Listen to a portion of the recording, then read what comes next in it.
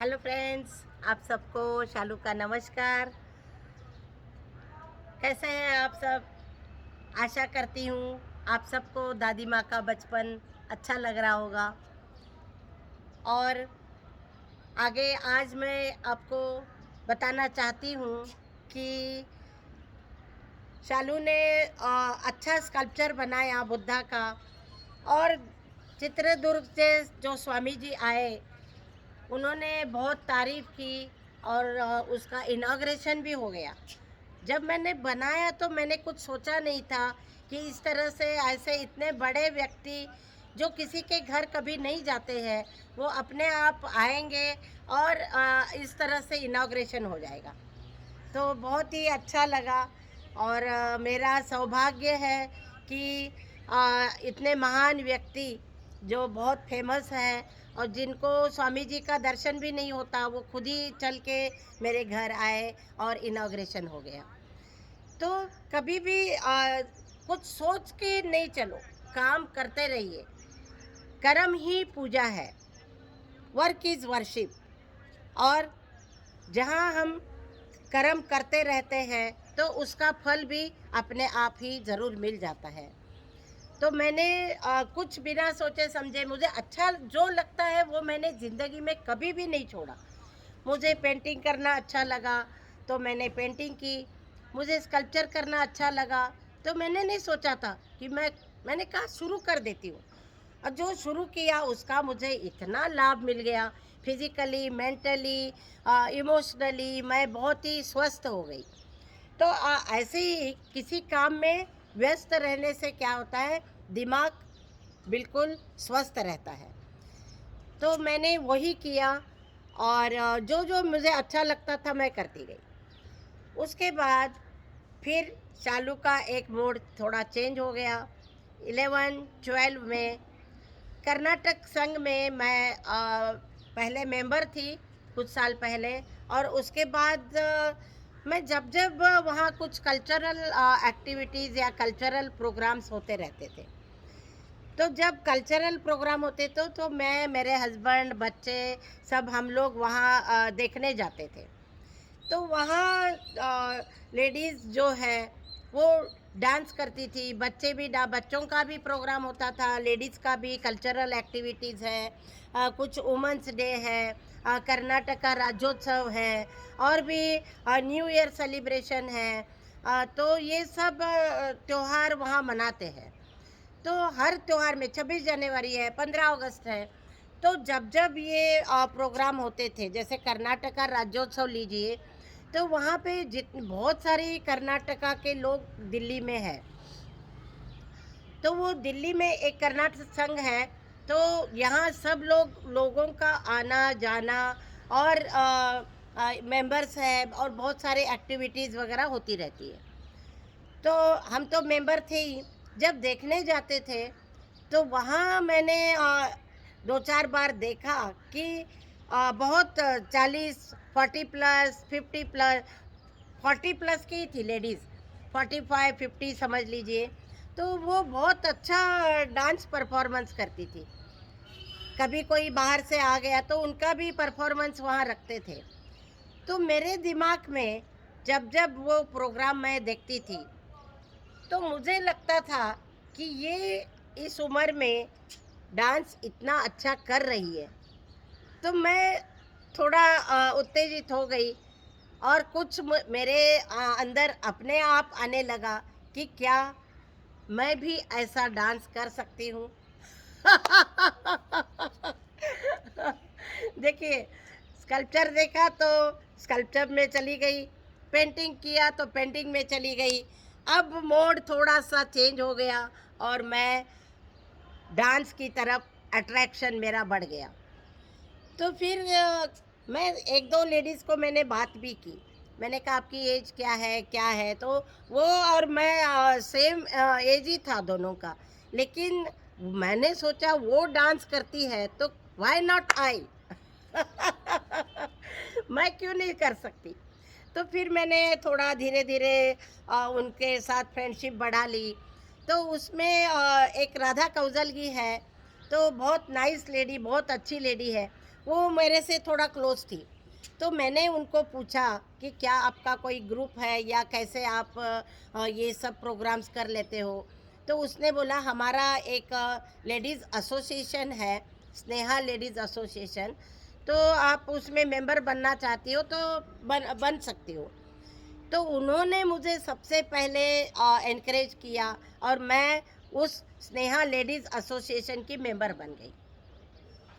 तो उसके बाद मेंबर बनने के बाद उनका एक ग्रुप था बहुत ही अच्छा, एनर्जेटिक, क्रिएटिव और सब लेडीज़ में इतनी स्फूर्ति थी, देख के मैं हैरान हो गई।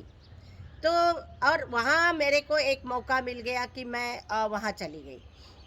उसके बाद थोड़े दिन में प्रोग्राम्स हो रहे हैं, तो मेरा मेरा भी मन किया कि मैं भी डांस करूं कुछ लेडीज़ का, तो मैंने कहा मैं भी कर सकती हूँ क्या? तो उन्होंने बोला हाँ आप भी कर सकती हो। तो फिर एक कर्नाटक राज्योत्सव का प्रोग्राम था और उसमें हच्चेऊ कन्नड़ दीपा, वो बहुत ही सुंदर गाना है। और वो गाना मैंने सुना था वैसे ही, लेकिन उन उस गाने पे उन्होंने डांस किया। तो प्रैक्टिस के लिए जाना था, तो मैंने कहा मैं भी प्रैक्टिस के लिए आ सकती हूँ। मैंने कहा टाइमिंग्स क्या है? तो उन्होंने कहा कि भई हम लोग दोपहर में ऐसे मिल सकते हैं। मैंने कहा चलो बहुत बढ़िया हो गया, मैं सुबह स्कूल चली जाऊँगी, स्कूल से 2 बजे मेरी छुट्टी हो जाएगी और 2 बजे के बाद मैं आपके साथ प्रैक्टिस के लिए आ सकती हूँ। तो घर में भी मैंने बताया कि ऐसे-ऐसे वो लेडीज़ डांस कर रही है, तो ये हमेशा इन्होंने एनकरेज किया। कभी भी इन्होंने ये नहीं कहा कि तुम ये क्यों कर रही हो, वो क्यों कर रही हो, क्या ज़रूरत है डांस की, ऐसा कभी भी नहीं कहा। बल्कि वो तो जब भी भरतनाट्यम या कुछ वहाँ और कोई डांस का प्रोग्राम होता था, कुचिपुड़ी डांस है, तो कहते थे शालू देख लेना, अच्छे से स्टेप्स देख लेना और घर में जाके मुझे ऐसे ही स्टेप्स करके दिखाना। तो बहुत हमेशा एनकरेज करते थे। तो मेरे को एक और एक नया मोड़ और नया मेरे दिमाग में और ये आ गया कि मैं डांस करना अच्छा लगता है और मैं डांस करने की प्रैक्टिस शुरू की। स्कूल चली जाती थी, स्कूल में 2 बजे थोड़ा-सा कुछ फ्रूट्स वगैरह खा लिया और उसके बाद मैं तुरंत प्रैक्टिस के लिए चली जाती थी। तो 2:30 बजे के करीब वो लोग 2:30 या 3 बजे के करीब उनका टाइमिंग होता था, तो वहाँ रोज़ प्रैक्टिस होती थी, रोज़। तो मैं स्कूल से सीधा वहीं जाती थी और फिर वो स्टेप्स हमें सिखा देते थे। और कभी-कभी कन्नड़ स्कूल है वहाँ पर एक, तो वहाँ कन्नड़ स्कूल में भी हमने प्रैक्टिस की और बहुत ही अच्छा लगने लगा। नया ग्रुप मिल गया, नए लोग जुड़ गए और बहुत क्रिएटिव माइंड और भी दिमाग ताज़ा होने लग गया, बॉडी एक्टिव होने लग गई। डांस भी एक मन को शांत रखने के लिए या मन को बहुत अच्छा स्थिर रखने के लिए वो भी बहुत ज़रूरी है। डांस में भी पूरी बॉडी एक्टिव हो जाती है, हार्मोन्स अच्छे हार्मोन्स रिलीज़ हो जाते हैं और क्या चाहिए। तो मन भी बिल्कुल ताज़ा होने लग गया और मैं धीरे-धीरे उनके साथ स्टेप सीखने लगी। हच्चेऊ कन्नड़ दीपा मतलब हम दिया, कर्नाटक का जो दिया है वो जलाने जा रहे हैं। तो ये कर्नाटक स्टेट के ऊपर वो गाना है और कर्नाटक का राज्योत्सव के दिन हमने बहुत अच्छी उसकी प्रैक्टिस की, स्टेप्स सीखे, धीरे धीरे अच्छा लगने लगा। और फिर स्टेप्स करते करते उन्होंने फिर कॉस्ट्यूम्स क्या हो गया भाई, सारी सबको येलो साड़ी चाहिए, रेड ब्लाउज चाहिए, फिर जूड़ा बनाना है, फूल लगाने हैं, हाथ में फूल लेने हैं। मतलब मैं फिर से शालू का बचपन आ गया वहाँ पे। देखिए, शालू का बचपन आ गया। कैसे आ गया? क्योंकि ये सब स्कूल में होता है। गजरा फूल लगाना ये सब स्कूल में होता रहता है, लेकिन मैंने कभी नहीं सोचा था कि मैं दादी बनने के बाद मुझे ये मौका मिलेगा और शालू फिर से बचपन शालू का चला जाए, मतलब फिर से शालू बचपन में चली जाएगी और ऐसा डांस करने का उसको मौका मिलेगा। तो कितना सुंदर डांस हो गया, बहुत ही सुंदर। स्टेज पे हम लोग गए और जो हमने एक उत्तेजित होकर एक अच्छे सा डांस किया और लोगों ने इतनी सारी क्लैप्स की, उसमें उस उन लोगों में मेरी बेटी की एक क्लोज फ्रेंड राजश्री थी। राजश्री और ईश्वरी दोनों बहनें हैं बिरादर जी की, तो वो दोनों उस प्रोग्राम में आई थी। तो जैसा मेरा प्रोग्राम ख़त्म हो गया, मैं बहुत अच्छे से तैयार हो गई थी।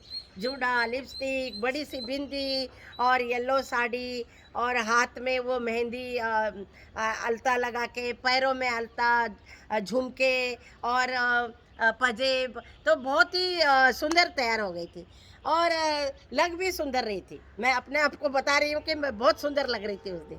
तो जैसे ही उसकी सहेली ने मेरे को देखा, मेरा डांस, मतलब वो आके मुझे ऐसे गले मिली और उसके आंखों से टप टप टप टप पानी बहने लगा। मैंने कहा अरे क्या हो गया? कह रही आंटी, आपने इतना अच्छा डांस किया, हमने कभी सोचा भी नहीं था कि आप इस तरह से डांस करोगे। मैं बहुत खुश हूँ आंटी और ये मेरे खुशी के आंसू हैं। मतलब उसने मेरी सारी बीमारी, हमारे घर का उनके घर का बहुत ज़्यादा क्लोजनेस था, उसने सब कुछ देखा था। तो देखिए आज के एपिसोड में शालू ने डांस किया और डांस परफॉर्मेंस किया। कल और देखिए शालू ने क्या क्या किया। आपको रोज़ नई नई बातें सुनने को मिलेगी और तब तक के लिए आप देखते रहिए दादी माँ का बचपन। नमस्ते और आप सबको शालू का धन्यवाद।